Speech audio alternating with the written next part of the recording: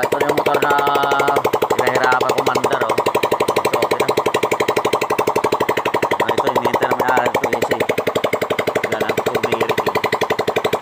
Maabot yung sa akin kung halos ano, isang linggo, lapos pa nga, eh, kasi kahit ito may-ari, naubos din dahil service yun, eh. So, na yun, okay na.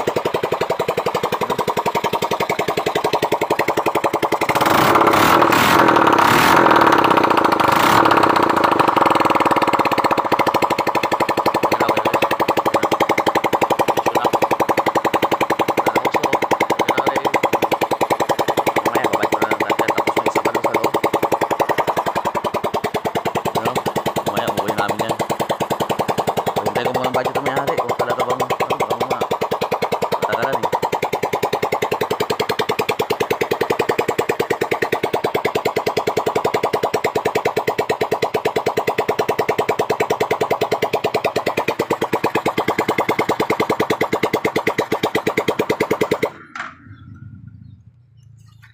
Pinatay ko na.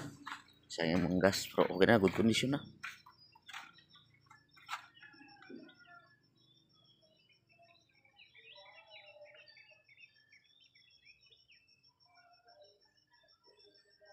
Okay guys, dito hanggang dito ang aking video.